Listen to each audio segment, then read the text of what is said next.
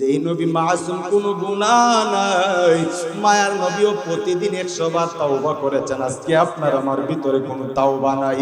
এই যুবক বান্দা, বৃদ্ধ বাবা, মায়ার নবী কান্না করে, আর আম্মা জান আয়েশা ডাক দিয়া বলে, নবী গো, আপনি কেন কান্না করেন? আপনার বিবি খাদিজার কথা কি স্মরণ হয়ে গেছে?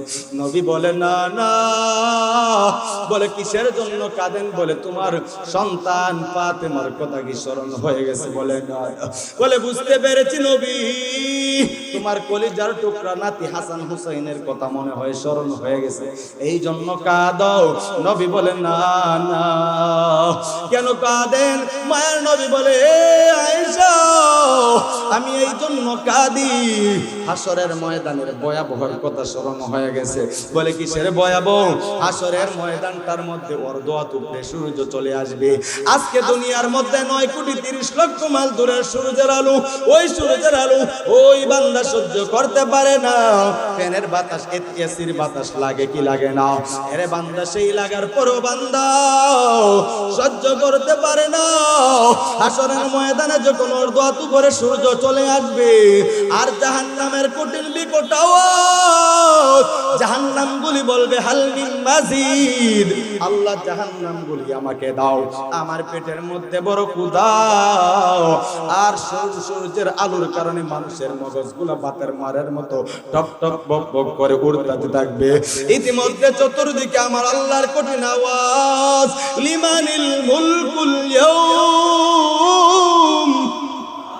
লিল্লাহিল ওয়াহিদিল কাহ্হার। ওই বিকট আওয়াজের কারণে জাহান্নামগুলোকে কেউ ধরে রাখতে পারে না। আল্লাহ বলবেন, ফেরেশতারা, জাহান্নামকে তোমরা ধরে রাখো। 70,000 ফেরেশতারা শিকল দিয়াও ধরে রাখতে পারে না। জাহান্নাম বিকট আওয়াজ দেয়। আল্লাহ বলেন, জাহান্নাম একটু থাম, কিন্তু তারপরও জাহান্নামগুলো থামে না। ওরে বান্দা, তখন সময় অপরদিকে আপনার আমার মায়ের নবী সিজদার মধ্যে পড়ে কান্না করবে, উম্মতি উম্মতি। আর আপনার আমার আল্লাহ ডাক দিয়া বলবে, নবী গো, দুনিয়ার মধ্যে তোমাকে কম কাঁদানি কাঁদাই নাই, ওয়ালা সাউফা ইউতিকা রাব্বুকা ফাতারদা। নবী গো, আজকে তোমাকে কাঁদাবো না, কি চান আপনি একটু মাথা উঠান। মায়ের নবী বলবে, আল্লাহ, আমার একটা উম্মত যদি জাহান্নামে যায়, আমি নবী আপনার তরি জান্নাতে যাব না। আল্লাহ বলবেন, নবী গো, আপনি মাথা উঠায়া দেন। আল্লাহর নবী মাথা উঠাবেন। আল্লাহর নবীকে আল্লাহ বলবেন, নবী গো, আপনি এখানের মধ্যে বাছাই করে করে আপনার উম্মত গুলাকে আপনার জান্নাতের গেটের মধ্যে নিয়ে যান। ও বাবা, তখন সময় যদি দুনিয়ার মধ্যে আপনি আমি কোরআনের আমল করি না, নবীর সুন্নতের বাস্তবায়ন করি না, ও দুনিয়ার মুসলমান, দুনিয়ার মধ্যে কোরআনকে মানি না, আল্লাহ ওয়ালাদের সহবত নেই না, ও বান্দা, তখন হাসরের ময়দানে তুমি নবীর সামনে দাঁড়াইতে পারবা না। নবী বলবেন, সোহকান সোহকান, চলে যা চলে যা, তোকে আজ আমি নবী, আজকে তোরে চিনি না। তখন সময় আপনার নবী আমাকে তারা দিবে। ওই বান্দা হাসরের ময়দানকে তুমি ভয় করো, নবীর কাছে আসে কয়ে কবরে যাও, কোরআন ওয়ালাদেরকে মহব্বত করিয়া কবরে যাও। ওরে বান্দারা, এই জন্য কোরআনকে মহব্বত করো, নবীর সুন্নতের ভালোবাসার দরকার আছে না নাই? আমাদের সিলেটের প্রবীণ ওয়াইজ আল্লামা শাইখুল হাদিস ফজলুর রহমান খান সাহেব উপস্থিত হয়ে গেছেন মঞ্চে। আমার আলোচনা শেষ বাবা। ওই আল্লাহওয়ালাদের সহবতের মধ্যে যদি একটা ঘন্টা সময় কাটাও, আশরাফ আলী থানভী রাহমাতুল্লাহি আলাইহি বলেন, ও দুনিয়ার মানুষরা শুনিয়া নাও, আল্লাহওয়ালাদের চেহারার দিকে তাকাইলে তোমার জিন্দেগীর সগীরা গুনাহ মাফ হয়ে যাবে। এই কথা বলেই শেষ করব। দ্বিতীয়ত, একজন বলো আল্লাহওয়ালা আলেম জিজ্ঞাসা করলেন, ও আল্লাহর ওলি, আলেম উলামাদের চেহারার দিকে তাকাইলে গুনাহ মাফ হবে, আর যদি আমরা সময় দেই তাহলে কি হবে? উনি বললেন, যদি একটা ঘন্টা সময় যদি আল্লাহওয়ালাদের সময় তুমি নিকট তুমি কাটায়া দাও, আল্লাহ তাআলা তোমার আমলনামার মধ্যে 60 বছর নফল ইবাদতের সাবধান করবে। শুধু তাই নয়, তাকে জিজ্ঞাসা করা হলো, আশরাফ আলী থানভী আমরা মা বাবার চেহারার দিকে তাকাইলে বাইতুল্লাহ শরীফের সওয়াব হয়, জিয়ারতের সওয়াব হয়। উলামায়ে কেরামদের চেহারার দিকে তাকাইলে শুধু গুনাহ মাফ হয়। বলে না না না, বাইতুল্লাহ শরীফের সওয়াব নয়, শুধু বাইতুল্লাহর মালিককে পর্যন্ত পেয়ে যায়। এই মালা ইয়ানফাউ মালু ওয়ালা বানুন ইল্লা মান আতাল্লাহা বিকলবিন সালিম। আল্লাহ বলেন বান্দা হাসরের ময়দানে আল্লাহ বলবে আমি বিকলবিন সালিম বান্দাদেরকে কই আয় আয় আয়। এই হাসরের ময়দান তো কেউ কাউকে চিনবে না। আল্লাহ তখন দিন আল্লাহ ডাক দিয়া বলবে ইয়া আইয়াতুহান নাফসুল মুতমাইন্না, এ মুতমাইন্না নফস, এ আত্মশুদ্ধিওয়ালা নফস কই আয় আয়, ইরজিই ইলা রাব্বিকি রাদিয়াতাম মারদিয়া। যারা দুনিয়ার মধ্যে আমি আল্লাহ তাআলাকে রাজি খুশি করার জন্য ইবাদত করেছো, আমি আল্লাহ তোমার প্রতি সন্তুষ্ট। ও বান্দা তুমি আমি আল্লাহর প্রতি সন্তুষ্ট, আয় আয় আয়, ইরজিই ইলা রাব্বিকি রাদিয়াতাম মারদিয়া ফাদখুলি ফি ইবাদি ওয়াদখুলি জান্নাতি। আল্লাহু আকবার। আল্লাহ বলবেন বান্দা যা যা, দুনিয়ার মধ্যে আমি আল্লাহকে রাজি খুশি করার জন্য ওয়াজ মাহফিলে গেছিলা, মসজিদের মধ্যে গেছিলা, বান্দাকে উলামায়ে কেরামকে মুহাব্বত করেছো, মাদ্রাসা মসজিদে তুমি দান করেছো, আয় বান্দা আয় আয়। বান্দা তোকে আজকে আমি আল্লাহ তাআলা তোর গন্তব্য তোর জান্নাতে যা। কোথায় যা? দুনিয়ার মধ্যে যেইভাবে কোরআন ওয়ালাদেরকে বলবে কোরআন পড় আর চল, সিঁড়ি দিয়া উঠতে থাকো, কোথায় পর্যন্ত যাব? বলে যা যেই পর্যন্ত তোর কোরআনের আয়াত তোর যেখানে গিয়া শেষ হবে সেই সিঁড়ি আর সেই তরিকার জান্নাত হয়ে যাবে। ও সুনামগঞ্জের এলাকার মুসলমান যুবক, এই জন্য আল্লাহ পাক রব্বুল আলামিন জানায়া দেন, ও দুনিয়ার মানুষ শুনিয়া না, আমিনু কামা আমানান নাস। ভয় করার কথা দিয়ে আল্লাহ বলেছেন, কেমন ভয় করবি রে মুসলমান? হযরতে বেলাল এত বড় দামি হয়ে গেছে। এই বান্দা সময় বেশি নয়, আমাদের আজকের প্রধান অতিথি চলে আসছেন, গাড়ি গেছে দেখছি, বান্দা সময় বেশি বাকি নাই। আমিও মাহফিল করে চলে যাব, আপনারও বাড়ির মধ্যে চলে যাবেন, তার আগে 2-4 মিনিট শুনিয়া নেয়। বেলাল কিন্তু কালো একটা ব্যক্তি ছিল, আফ্রিকার জঙ্গল থেকে এসে মায়ের নবীজির হাতে কালেমা পড়ে মুসলমান হয়ে গেছে। মায়ের নবীর হাতে কালেমা পড়া ওই বেলাল একজন বেদুরবির কালে কাজ করে, কারণ বেলাল এমন গরিব, সে গোলামের ঘরের গোলাম, বান্দির ঘরের গোলাম। তার মাও ছিল চাকর, তার বাবাও ছিল চাকর, সেও একজন কর্মিক চাকর বান্দা। কিন্তু ঈমানের এত দাম, ইয়াউমা লা ইয়ানফাউ মালু ওয়ালা বানুন, এই ঈমানের পাওয়ারটা এত পরিমাণ হয়েছে। আল্লাহ মান বিকলবিন সালিম, এত আত্মশুদ্ধি তার কলবটা হয়ে গেছে, আল্লাহর কাছে এত দামি হয়ে গেছে বেলাল। মায়ের নবীজি যখন মেরাজের দিন জান্নাত ভ্রমণ করার জন্য যান, সেই জায়গার মধ্যে যাওয়ার সাথে সাথে দেখতেছে মায়ের নবী বেলাল যেন নবীর হাঁটার আগে আগে বেলাল জান্নাতের হাঁটার শব্দ শুনতে পায়। এর মুসলমান নবীর উম্মত,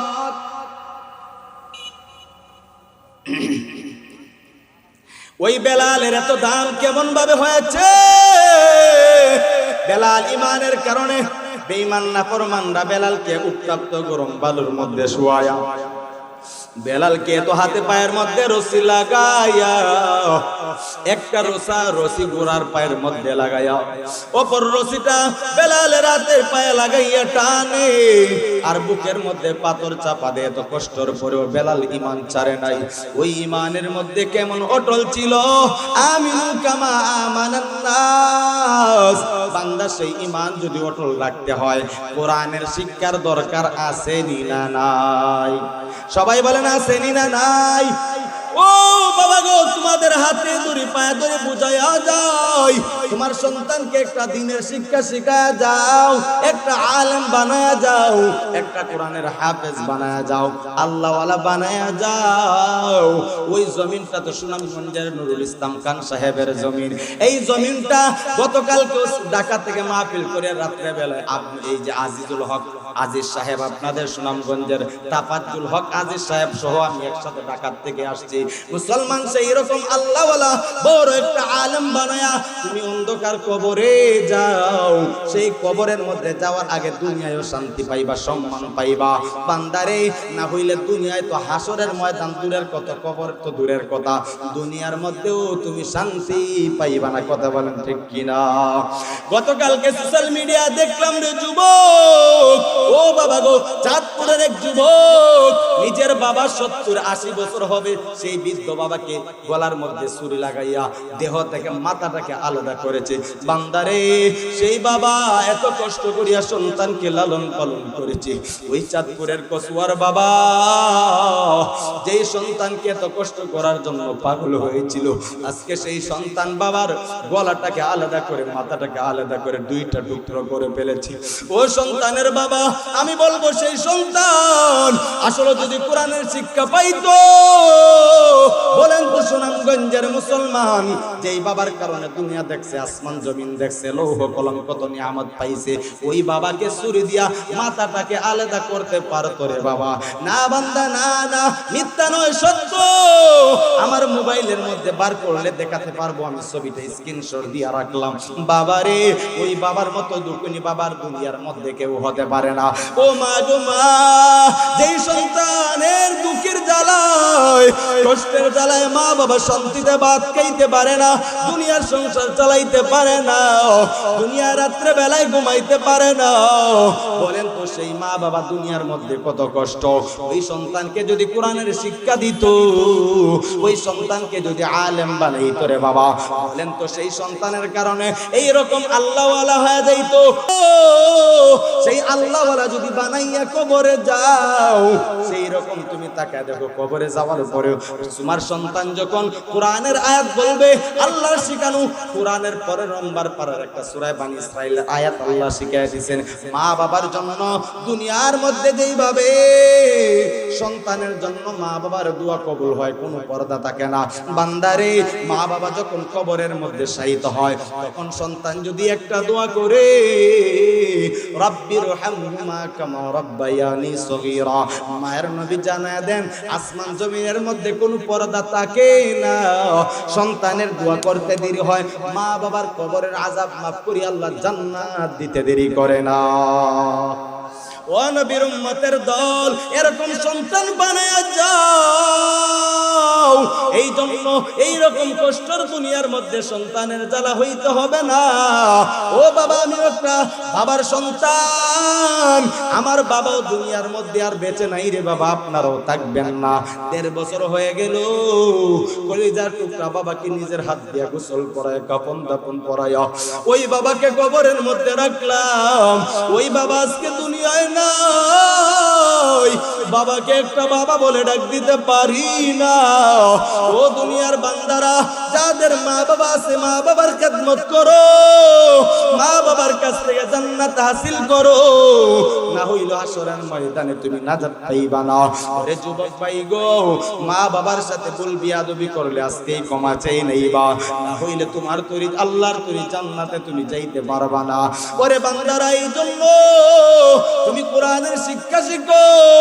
তুমি যদি মাদ্রাসায় না পড়িও থাকো, মসজিদের ইমাম সাহেবের কাছে যাও, গিয়া ইমাম সাহেবের কাছে মাসলা মাসাইল শিখো, কোরআন হাদিস শিখো। তুমি সূরা কেরাত শিখি আল্লাহর কুদরতে পায় সাজদা দাও।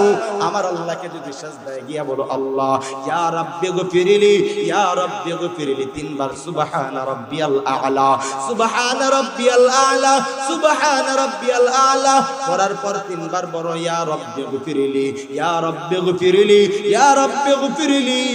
3 বার যখন বলবা, আল্লাহর কাছে তুমি বল বলতাছো আমার মতো অপরাধওয়ালা কেউ নাই। আল্লাহ গো তুমি তো সবার ক্ষমাশীল, সমস্ত ক্ষমাশীলদের বড় ক্ষমাশীল আল্লাহ তুমি। তোমার দরবার ছাড়া আর আমার যাওয়ার জায়গা নাই। দুনিয়ার মধ্যেই তো আপন বন্ধু বন্ধুর জন্য পাশে থাকে না। এই যে ভূমিকম্পের সময় আপন বাবা ভিডিওর মধ্যে দেখা গেছে সন্তানকে রাইকা দোকান থেকে পালায়া দৌড়ায় বের হয়ে গেছে রে বাবা। আপনারা সকলেই দেখেছেন হাসরের ময়দান তো এমন কঠিন ভয়াবহ ময়দান হবে।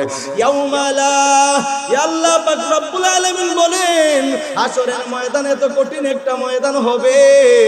সেই ময়দানের মধ্যে সন্তানরে পালাইয়া মা বাবা দৌড়াবে, স্ত্রী পুত্রকে পালাইয়া একে অপরকে পালাবে, দৌড়াইয়া সমস্তরা দৌড়াবে। একটা নেক আমলের জন্য সন্তান বাবার কাছে যাবে, বাবা গো একটা নেক আমলের জন্য আমি জান্নাতে যেতে পারি না, একটা নেক দাও। বাবা বলবে আমার সন্তান তো হবে দূরের কথা, আমি বিবাহই করি নাই। ও স্ত্রী স্বামীর কাছে যাবে, স্বামী গো আজকে আমি আসরের ময়দানে বড় বিপদে পড়লাম, একটা নেকের জন্য জান্নাতে যাইতে পারি না। স্বামী গো দুনিয়ার মধ্যে আমার মহব্বত কত হালাল হারাম বাসনাই, কত সম্পত্তি আমার হাতে দিলাও, কত আরামের বিল্ডিং বানাইলা রে স্বামী, আজকে আমি কঠিন মুসিবতের দিন, একটা নেক আমলটা কি স্বামী তুমি দিবা? স্বামী বলবে তুমি আবার কোথার থেকে আসলো? বলে দুনিয়ার মধ্যে তোমাকে নিয়ে কত রং তামসা করলাম। স্বামী তুমি কি আমাকে বই লাগেছো? বলে আমি এই যে স্ত্রীর পরিচয় দিবে বইলেই বলে দুনিয়ার মধ্যে আমি কোনো বিবাহই করি নাই। ও সুনামগঞ্জের এলাকার মুসলমান, এই জন্য আসরের ময়দান দূরের কথা, দুনিয়ার ময়দানের দিকে তাকাও। দুনিয়ার ময়দানে বিপদের সময় বন্ধুকে পাওয়া যায় না, মা বাবা ও আপন সন্তান হিসাবে পরিচয় দেয় না, বলে আমার বহু বছর আগেই তাকে তেজ্য পুত্র করে দিছি। কথা বলেন ঠিক কিনা? এরকমও দুনিয়ার মধ্যে হয় বাবা। ভাই যদি অপরাধ করে বড় ভাইয়ের কাছে বিচার দিলে বলে ওই ভাইয়ের সঙ্গে আমরা নাই। কথা বলেন ঠিক কিনা? এরকম সমাজের মধ্যে বহু আছে। দুনিয়ার বন্ধু আপন বন্ধু নয়, হাসরের বন্ধুই আসল বন্ধু, কবরের বন্ধু আসল বন্ধু। বলে কবরের বন্ধু আবার কি? কবরের বন্ধু কি বলেন? হাসরের বন্ধু কি? ফুলসিরাতের বন্ধু কি? মায়ার নবী জানা দেন ও দুনিয়ার নবীর উম্মত, হাসরের বন্ধু কি জানো? হাসরের বন্ধু হলো কুরআন। বান্দা কবরের বন্ধু হলো তোমার নামাজ, তোমার কবরের মধ্যে বন্ধু হলো তোমার নামাজ, যাকাত, রোজা। ও বান্দারা ওইগুলা আমল যদি বন্ধু বানায় কবরে যাও, সেই কবরের মধ্যে যাইবা কিন্তু তুমি এত সুন্দর জান্নাতের ঘুম ফেরেশতারা ঘুম পাতায় দিবে, তোমার কিয়ামতের আগ পর্যন্ত তোমার ঘুম আর একটা সেকেন্ডের জন্য কেউ ডিস্টার্ব দিবে না। বলে হুজুর কি বলেন? বলে জানো না রাবেয়া বসরি একজন মহিলা মানুষ কেমন বড় দামি ছিল জানো? রাবেয়া বসরির ঘটনা যদি বলতে থাকি সারা রাত্রে পার হয়ে যাবে, শেষ হবে না। একটা ঘটনা বলি বান্দা শুনিয়া নেই। রাবেয়া বসরি কেমন কোরআনের সাথে সম্পর্ক ছিল, কেমন নামাজের সাথে সম্পর্ক ছিল, কেমন আল্লাহর সাথে সম্পর্ক ছিল। রাবেয়া বসরি এত বড় দামি হয়ে গেছে, মৃত্যু হওয়ার পর রাবেয়া বসরিকে যখন কবরে রাইখা আসে, মুনকার নাকির ফেরেশতারা এসে বলে রাবেয়া মার রাব্বুকা, বলো তোমার রব কি, ওয়া মা দীনুকা তোমার দিন কি, ওয়া মা নাবিয়ুকা তোমার নবী কি। রাবেয়া বসরি বলে তোমরা কারা, তোমরা কোথা থেকে এসেছো, তোমাদেরকে কে পাঠাইছে? তারা প্রশ্ন করছে তিনটা, উত্তর দিছে তিনটা। এ রাবেয়া এইগুলো উল্টা পাল্টা জবাব আমরা চাই না, সঠিক জবাব দাও। রাবেয়া বলে তোমরা কারা, তোমরা এটার পরিচয় না দিলে আমি জবাব দিব না। তোমাদেরকে কে পাঠাইছে, তোমরা কোথা থেকে আসছো? বলে আমি কোথা থেকে আসছি জানো? আমাদেরকে পাঠাইছেন হলেন আল্লাহ। আমাদেরকে আমরা 3500 বছরের উপরের দূরত্ব রাস্তা অতিক্রম করে আসছি। বলে কে তোমাদেরকে পাঠাইছে? বলে আল্লাহ। বলে যে আল্লাহকে 3500 বছরের দূরত্ব রাস্তা অতিক্রম করিয়া তোমরা কবরের মধ্যে আসছো, তোমরা তোমাদের মালিককে ভুলে গেছো? বলে না না না। বলে আমি রাবেয়া শুধুই মাত্র 3.5 হাত মাটির নিচে কবরের মধ্যে আসলাম দুনিয়ার জগৎ চাইরা। আমি রাবেয়াও একটা মুহূর্তের জন্য বলো আমার মাওলাকে কি ভুলে গেছেনি? আল্লাহু আকবার। ও নবীর উম্মতের দল, রাবেয়া বসরির সেই প্রশ্নের উত্তর উল্টা পাল্টা দেয়। ফেরেশতারা মুনকার নাকির আল্লাহর দরবারে গিয়া বলে আল্লাহ, আপনাদের আওয়াজ নেই, কি ওয়াজ করি ভাই, একটু সাউন্ড বাড়ায় দেন, জোরে বলেন কে আল্লাহ। এর মুসলমান শুরুতেই বলছি আপনারা আমার সাথে একটু জবাব দিবেন। সেই ফেরেশতারা যখন আল্লাহর কাছে বলে, আল্লাহ দুনিয়ার মধ্যে আল্লাহ আপনি আমাদেরকে পাঠাইছেন এই দুনিয়ার মধ্যে কবরওয়ালাদের প্রশ্ন নিয়ে আসার জন্য। আল্লাহ গো সমস্ত কবরবাসীওয়ালাদের কবরের প্রশ্ন নিয়ে আসি, জবাব নিয়ে আসি। আল্লাহ আজ পর্যন্ত কোনো বেজাল হয় না। আজকে এমন একটা নারীর কবরের মধ্যে গেলাম, গিয়া যখন আমরা প্রশ্ন করি একটা উত্তর দেয় আর একটা। আল্লাহ গো সেই মহিলাকে এমন যেন এত বড় পাওয়ারওয়ালা। আল্লাহ ডাক দিয়া বলে, এ ফেরেশতারা শুনিয়া নে, ওই রাবিয়ার কবরের মধ্যে তোরা প্রশ্নের উত্তর আনতে যাওয়া লাগবে না। সেই রাবিয়া আমি আল্লাহকে রাজি খুশি করার জন্য দুনিয়ার মধ্যেই প্রশ্নের জবাব দিয়া গেছে। আউলিয়ারা কার দুনিয়া ইখতিয়ার, জাহেলারা কার দুনিয়া ইখতিয়ার। নাইলে মোমেন সোয়ে মোমেন নিশাওয়ার, নাইলে কাফের সোয়ে কাফের নিশাওয়ার। এরা নবীর উম্মতের দল, সেই ইমানদার তুমি হয়ে যাও। এই ইমানদারদের ইমান পাওয়ার জন্য দেখেন আজকে নভেম্বরের 24 তারিখ বান্দা, আগামীকালকে 25, পরের দিন 26, 27, 27, 28, 3 দিন চরমুনার ময়দানের মধ্যে এই অগ্রহায়ণের যেই মাহফিল শুরু হয়ে যাবে 26, 27, 28, 3 দিনের মধ্যে লক্ষ লক্ষ সারা বাংলার মানুষগুলো উপস্থিত হয়। বিভিন্ন রাষ্ট্র থেকে আল্লাহ ওরা উপস্থিত হয়। সেই ময়দানের মধ্যে কান্নার রুল, চরমুনার ময়দানের মধ্যে 3 দিনের বয়ান শুনিও। কত দাড়ি চাষনেওয়ালারা দাড়িগুলা রাইখা আসে, কত মদ গাঞ্জা খাওয়ানেওয়ালা মদ গাঞ্জা সাথের মধ্যে নিয়ে যায়।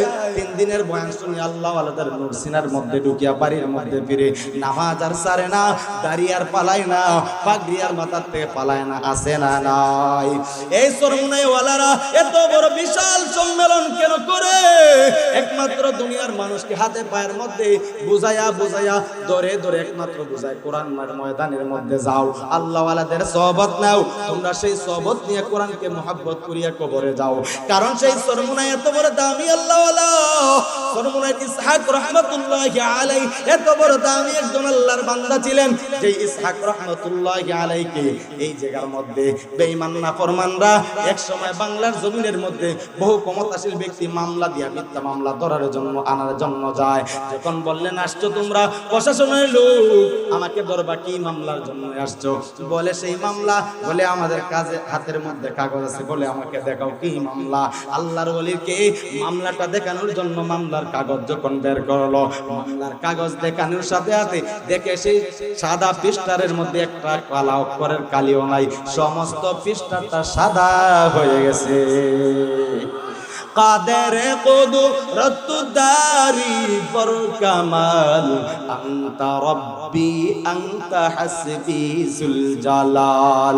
তুহি কাদের জলিলুল্লাহ জাহাদার, বহর হালে তুহি মেরা নেগাদার। এরে বান্দারা, যারা নাকি আমার আল্লাহর জন্য হয়ে যাবে, আল্লাহ বলেন বান্দা ওদের জন্য আমি আল্লাহ নিজে হয়ে যাব। ও দুনিয়ার মুসলমান, সেই চরমুনার ইসহাক রাহমাতুল্লাহি আলাইহি তাদের ইতিহাসের মধ্যে তাকাও। তারা রাত্রে বেলা ঘুমাইতো না, জাহান্নামের ভয়।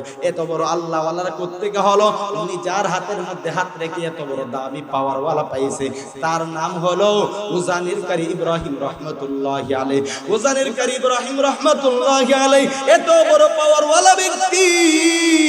ও দুনিয়ার মানুষ, সৌদি মক্কা আরবের ইমামতি চাইরা বাংলার জমিনে ডুইকা, উনার এলাকায় উজানির জমিনের মধ্যে ডুইকা একটা গির্জার মধ্যে পাহাড়ের জঙ্গলের টিলার মধ্যে গিয়া দেখি এই জায়গার মধ্যে জঙ্গলটা খালি, শুধুই মাত্র বাঘ আর বাচ্চা নিয়ে দুধ পান করায়। উজানির কারি ইব্রাহিম রাহমাতুল্লাহি আলাইহি বাঘকে ডাক দিয়া বললেন, বাঘ এই জঙ্গলের মধ্যে এতদিন তুমি ছিলা, আজ আমি ইব্রাহিম চলে আসছি মানুষের দিন খেদমতের জন্য কোরআন শিখাইবো।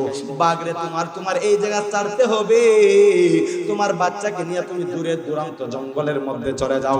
ইব্রাহিমকে পা দিয়া এই হাতের সামনের পা দিয়া সালাম জানায়া, উজানের কারি ইব্রাহিমকে সালাম জানায়া বাঘটা নিজের বাচ্চাকে, দুধের বাচ্চা কাদের মধ্যে নিয়া জঙ্গলের মধ্যে চলিয়া যায়। ওরে বান্দা, এটা কেমনে হয়, কেমনে হয়? বুকার দলদলকে বোঝানো যাইবে না। আরে বান্দা, এগুলা বুঝতে হলে তুমি কোরআনের মারিফত, শরীয়তের মারিফতের খেলা শিখতে হবে, কোরআনগুলা পড়তে হবে, কোরআনওয়ালা আল্লাহওয়ালাদের সোহবতের মধ্যে যাইতে হবে। বলে ওইগুলা কেমন হয়? মানুষের কথা বাগে শুনে কিভাবে মুসলমান সিলেটের শাহজালাল রহমাতুল্লাহি আলাইহি গৌর গোবিন্দ যখন যুদ্ধের জন্য ঘোষণা দিল, সুরমা নদীটা পারানোর জন্য কোন নৌকা রাখে নাই, সমস্ত সরায় নিয়েছে। শাহজালাল রহমাতুল্লাহি আলাইহি নামাজের যায় নামাজটা বিছায়া সুরমা নদীর এক পার থেকে অপর পার হয়েছিলেন শুধুই মাত্র তাকওয়া। মুসলমানদের ইমানের পাওয়ার কেমন পাওয়ার! ও মুসলমান, আল্লাহু আকবারের ধ্বনি যখন ইব্রাহিম নবী দিয়েছে, ফেরাউনের ধ্বংস হয়ে গেছে। কথা বলেন ঠিক কিনা? নমরুদ ধ্বংস হয়ে গেছে। মুসা নবী আল্লাহু আকবারের ধ্বনি দিয়েছে। ওরে বান্দা, মুসা নবীর আওয়াজের কারণে ফেরাউন ধ্বংস হয়ে গেছে। মুহাম্মদ নবী আমার যখন আল্লাহু আকবারের ধ্বনির শব্দ দিয়েছে, তখন সময় বাংলার জমিনের উতবা সাহেবা, আবু জাহেল, বেঈমান গুলারা এই বাংলার পৃথিবীর দুনিয়ার মধ্যে কেউ থাকতে পারে নাই। এর মুসলমান সেই ঈমানওয়ালা হয়ে তুমি কবরে যাও। সেই ঈমান নিয়ে যদি আজ তুমি তোমার তাকওয়া নিয়ে যদি আল্লাহকে একটাবার জোরে সুরে আল্লাহ বলে ডাক দাও, বলেন না আল্লাহু আকবার, আরো জোরে বলেন না আল্লাহু আকবার। ও মুসলমান, সেই আল্লাহু আকবারের অস্ত্র তোমার দিলের মধ্যে যদি রাখো, আর এক হাতের মধ্যে তুমি হাতের মধ্যে কোরআন রাখো, আর অপর হাতের মধ্যে যদি একটা অস্ত্র রাখো, দুনিয়ার মুসলমান কিছুই লাগবে না। হাতে অস্ত্র আর কোরআন নিয়ে যখন সামনে দাঁড়াইবা, কোন নাস্তিক বেঈমান পৃথিবীর বুকে তোমার সামনে দাঁড়ানোর কোনো শক্তি পাবে না। কথা বলেন ঠিক কিনা? তোমার দে মুসলমান হতো, মরদে মুসলমান, মরদে মুসলমান হতো, মরদে মুসলমান। এক হাত में तलवार, एक हाथ में कुरान, एक हाथ में तलवार, एक हाथ में कुरान। এরা মুসলমান, সেই কোরআনের তো পাওয়ার। বলে কেমন পাওয়ার হুজুর, কেমন কথা বললেন? মায়ের নবীকে মারার জন্য মক্কা আরবের সমস্ত বেঈমানরা রাত্রে বেলায় মায়ের নবীকে চতুর্মুখী ঘেরাও করেছে, মায়ের নবীকে মাইরা পালাইবে। আল্লাহ বলেন সাবধান ও বেঈমানরা, আমি আল্লাহর সাথে পাল্লা দিস না, পাল্লা দিস না। মায়ের নবীকে আল্লাহ বললেন আরো 6 মাস বছর আগেই আল্লাহর নবীকে আল্লাহ জানা দিলেন, নবী গো, মক্কা থেকে আপনি সাহাবায়ে কেরামকে মদিনায় পাঠায়া দেন। ও নবী গো, আপনি সেই মক্কা চাইরা মদিনায় হিজরত করতে হবে। মায়ের নবীকে মারার জন্য যেই রাত্রে বেঈমানরা চতুর্দিকে ঘেরাও করলে, রে মুসলমান, মায়ের নবী কি করবে? এত বড় বেঈমানদের অস্ত্র সামনে দিয়া কিভাবে যাইবে? আল্লাহ বলেন নবী গো, এমন কোরআনের এমন একটা অস্ত্র আল্লাহ তাআলা বললেন সূরা ইয়াসিন, ওয়াল কুরআনিল হাকীম, ইন্নাকা লামিনাল মুরসালিন আলা সিরাতিন মুস্তাকিম। ওই তেলাওয়াত করতে থাকেন, পড়তে থাকেন। ওই আয়াতটা নবী পড়লেন, আল্লাহ বললেন নবী গো, হাতের মধ্যে এক মুষ্টি বালি নিয়া কইরা তুমি ফু দাও, আর এই ফু দিয়া ওই বালিগুলা ছেড়ে দাও। আমি আল্লাহ তাআলার কুদরতের সাহায্য সেই বালুগুলা বেঈমানদের চোখের মধ্যে নিয়া দিব। বেঈমানরা চক্ষুগুলা মুছতেছে, আর নবীজি সুন্দর করিয়া ওনার ঘর থেকে বের হয়ে হিজরত করে মদিনায় চলে যাইতেছে। ও সুনামগঞ্জের এলাকার মুসলমান যুবক, এই জন্য তোমার এই দিলের মধ্যে কোরআনের নূর লাগবে কি লাগবে না? ও মুসলমান, সেই কোরআনের নূর দিয়া কবরের মধ্যে নাজাত পাওয়া যায় কি জানা? ও মুসলমান, ও পর্দার আম্মা জান, যে তোমার দুনিয়ার মধ্যে লাল শাড়ি লাগায়া, স্মরণের গহনা লাগায়া স্বামীর ঘরের মধ্যে আসছো, সেই দিন তোমার আনন্দের কোনো কমতি ছিল না। ও মা, এমন একদিন আসবে সেই স্বামীর ঘর চাইরা সাদা পাঁচখানা কাপড় লাগায়া তোমাকে মসজিদের কিলগড়ার মধ্যে তোমাকে তুলিয়া যখন তোমাকে কবরবাসীর হয়ে যাবে, তোমাকে মানুষগুলা নিয়ে যাবে আর পিছনে মাকে মা বলে ডাকবে সন্তানরা, ও মা গো মা তুমি একটা জবাব দাও। কিন্তু সেই দিন মা তোমার ভিতর থেকে একটা জবাব আসবে না। ও বাবা তোমার সন্তানরা বাবা বাবা বলে ডাক দিবে, একটা জবাব তোমার ভিতর থেকে আসবে না।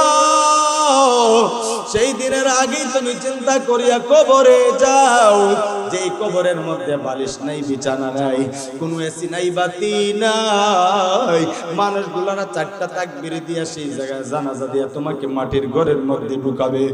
আর তুমি বাবা ও চতুর্পাশে আমার বন্ধু বান্ধব আত্মীয় স্বজন আছে না নাও, কিছুক্ষণ পরে মাটি চাপা দিয়া বাসটা দিয়া যখন ডাকে আর মানুষগুলা মাটি দিয়া চাপা দেয়, তখন বলে বন্ধুরা এই আত্মীয় স্বজনরা আমাকে রেখে যাইস না, ও বাবা ও ভাই ও সন্তান আমাকে সেই ঘরের মধ্যে রেখে একা একা যাইস না, দুনিয়ার মধ্যে আমি একা একা দেখতে পারি না, আমাকে আজকে ঘরের মধ্যে একা একা রেখে যাও। মাটি এমন ভাবে চাপা দিবে আপনার সন্তানরা বলবে একটা ছিদ্র যেন না থাকে, না হয় পানি সেই কবরের মধ্যে যাবে বাবা। আর তুমি সেই কবরের মধ্যে তোমার আপন কোরআন ছাড়া কেউ বন্ধু হবে না, আল্লাহ ছাড়া তোমার বন্ধু কেউ হবে না, তোমার রওজা ছাড়া কোনো বন্ধু হবে না, যাকাত দেওয়া ছাড়া তোমার বন্ধু কেউ হবে না। আরে যুবক ভাই সেই কবরের মধ্যে কেমন কষ্ট, মায়ার নবী বিশ্ব নবী রাহমাতুল লিল আলামিন গভীর রাতে উঠে মসজিদে নববীর মধ্যে কান্না করে। আর মায়ার নবীজির একজন স্ত্রী আম্মা জানা আয়েশা দেখে ঘরের মধ্যে নবী নাই, আয় হায় নবীকে তালাশের জন্য মায়ার নবীজির কাছে তালাশ করে, আর দেখে ঘরে নাই, দেখে মসজিদে নববীর মধ্যে মায়ের নবী কান্না করে। বাবা বে ও বাবা আলোচনা শেষের দিকে যাইতেছে, বাবা শুনিয়া নে মায়ের নবীজি কেমন দরদ মাখা নবী ছিলেন, যেই নবী মাসুম কোনো গুনাহ নাই, মায়ার নবীও প্রতিদিন 100 বার তাওবা করেছেন, আজকে আপনার আমার ভিতরে কোনো তাওবা নাই। এই যুবক বান্দা বৃদ্ধ বাবা মায়ার নবী কান্না করে, আর আম্মা জান আয়েশা ডাক দিয়া বলে নবী গো আপনি কেন কান্না করেন, আপনার বিবি খাদিজার কথা কি স্মরণ হয়ে গেছে? নবী বলে না না, বলে কিসের জন্য কাঁদেন? বলে তোমার সন্তান ফাতেমার কথা কি স্মরণ হয়ে গেছে? বলে না, বলে বুঝতে পেরেছি নবী তোমার কলিজার টুকরা নাতি হাসান হুসাইনের কথা মনে হয় স্মরণ হয়ে গেছে, এই জন্য কাঁদো। নবী বলে না না, কেন কাঁদেন? মায়ের নবী বলে আয়েশা আমি এই জন্য কাঁদি, হাসরের ময়দানের ভয়াবহর কথা স্মরণ হয়ে গেছে। বলে কিসের ভয়াবহ? হাসরের ময়দানটার মধ্যে অর্ধত উপরে সূর্য চলে আসবে। আজকে দুনিয়ার মধ্যে 9,30,00,000 মাইল দূরের সূর্যের আলো, ওই সূর্যের আলো ওই বান্দা সহ্য করতে পারে না। ফ্যানের বাতাস এসির বাতাস লাগে কি লাগে না? এরে বান্দা সেই লাগার পরও বান্দা সহ্য করতে পারে না। হাসরের ময়দানে যখন অর্ধত উপরে সূর্য চলে আসবে আর জাহান্নামের কঠিন বিকট আওয়াজ, জাহান্নামগুলি বলবে হাল মিন মাজিদ, আল্লাহ জাহান্নামগুলি আমাকে দাও, আমার পেটের মধ্যে বড় ক্ষুধা। আর সূর্যের আলোর কারণে মানুষের মগজগুলো বাতের মারের মতো টপ টপ বক বক করে উড়তে থাকবে। ইতিমধ্যে চতুর্দিকে আমার আল্লাহর কঠিন আওয়াজ, লিমানিল মুলকুল ইয়াউম লিল্লাহিল ওয়াহিদিল কাহ্হার। ওই বিকট আওয়াজের কারণে জাহান্নামগুলোকে কেউ ধরে রাখতে পারে না। আল্লাহ বলবেন এ ফেরেশতারা জাহান্নামকে তোমরা ধরে রাখো, 70,000 ফেরেশতারা শিকল দিয়াও ধরে রাখতে পারে না, জাহান্নাম বিকট আওয়াজ দেয়। আল্লাহ বলেন জাহান্নাম একটু থাম, কিন্তু তারপরও জাহান্নামগুলো থামে না। ওরে বান্দা তখন সময়, অপরদিকে আপনার আমার মায়ের নবী সিজদার মধ্যে পড়ে কান্না করবে উম্মতি উম্মতি। আর আপনার আমার আল্লাহ ডাক দিয়া বলবে নবী গো দুনিয়ার মধ্যে তোমাকে কম কাদানি কাদাই নাই, ওয়ালা সাউফা ইউতিকা রাব্বুকা ফাতারদা। নবী গো আজকে তোমাকে কাঁদাবো না, কি চান আপনি একটু মাথা উঠান। মায়ের নবী বলবে আল্লাহ আমার একটা উম্মত যদি জাহান্নামে যায়, আমি নবী আপনার তরি জান্নাতে যাব না। আল্লাহ বলবেন নবী গো আপনি মাথা উঠায়া দেন। আল্লাহর নবী মাথা উঠাবেন, আল্লাহর নবীকে আল্লাহ বলবেন নবী গো আপনি এখানের মধ্যে বাছাই করে করে আপনার উম্মত গুলাকে আপনার জান্নাতের গেটের মধ্যে নিয়ে যান।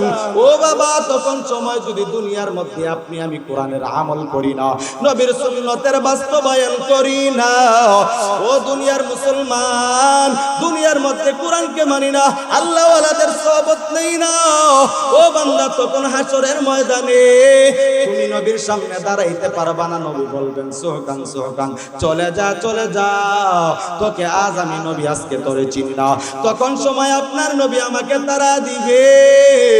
ওই বান্দা হাসরের ময়দানকে তুমি ভয় করো, নবীর কাছে আসে কয়ে কবরে যাও, কোরআন ওয়ালাদেরকে মহব্বত করিয়া কবরে যাও। ওরে বান্দারা, এই জন্য কোরআনকে মহব্বত করো, নবীর সুন্নতের ভালোবাসার দরকার আছে না নাই? আমাদের সিলেটের প্রবীণ ওয়াইজ আল্লামা শাইখুল হাদিস ফজলুর রহমান খান সাহেব উপস্থিত হয়ে গেছেন মঞ্চে। আমার আলোচনা শেষ বাবা, ওই আল্লাহওয়ালাদের সহবতের মধ্যে যদি একটা ঘন্টা সময় কাটাও, আশরাফ আলী থানভী রাহমাতুল্লাহি আলাইহি বলেন, ও দুনিয়ার মানুষরা শুনিয়া নাও, আল্লাহওয়ালাদের চেহারার দিকে তাকাইলে তোমার জিন্দেগীর সগীরা গুনাহ মাফ হয়ে যাবে। এই কথা বলেই শেষ করব। দ্বিতীয়ত একজন বলো আল্লাহওয়ালা আলেম জিজ্ঞাসা করলেন, ও আল্লাহর ওলি, আলেম ওলামাদের চেহারার দিকে তাকাইলে গুনাহ মাফ হবে, আর যদি আমরা সময় দেই তাহলে কি হবে? উনি বললেন, যদি একটা ঘন্টা সময় যদি আল্লাহওয়ালাদের সময় তুমি নিকট তুমি কাটায়া দাও, আল্লাহ তাআলা তোমার আমলনামার মধ্যে 60 বছর নফল ইবাদতের সাবধান করবে। শুধু তাই নয়, তাকে জিজ্ঞাসা করা হলো, আশরাফ আলী থানভী, আমরা মা বাবার চেহারার দিকে তাকাইলে বাইতুল্লাহ শরীফের সওয়াব হয়, জিয়ারতের সওয়াব হয়, উলামায়ে কেরামদের চেহারার দিকে তাকাইলে শুধু গুনাহ মাফ হয়? বলে না না না, বাইতুল্লাহ শরীফের সওয়াব নয়, শুধু বাইতুল্লাহর মালিককে পর্যন্ত পেয়ে যায়। এই জন্য আল্লাহওয়ালাদের দোয়া সওয়াবত নিব তো ইনশাআল্লাহ। তারা আমাদের সিলেটের জমিনের মধ্যে বড় আল্লাহওয়ালারা, তারা বেঁচে আছেন। তো সেই শাহজালালের জমিনটাও সুন্দরভাবে বেঁচে আছে, ভূমিকম্প একটা জমিনও পড়ে নাই, একটা গাছও পড়ে নাই, একটা বিল্ডিংও পড়ে নাই। এই জন্য বান্দারা আল্লাহওয়ালাদের সময় দিবেন, মহব্বত করবেন, ভালোবাসবেন। হাসরের ময়দানে উলামায়ে কেরামদের হাত ধরে ধরে নবীজির সামনে গিয়া দাঁড়াবো, আর নবীজি আপনাকে আমাকে মহব্বত করিয়া হাসরের ময়দানের মধ্যে আবে কাউসারের পেয়ালা পান করায়া জান্নাতের মধ্যে নবীর সঙ্গে নিয়ে নিবে। আল্লাহ তাআলা এখানের মধ্যে যতটুকু আলোচনা করলাম আমাকে এবং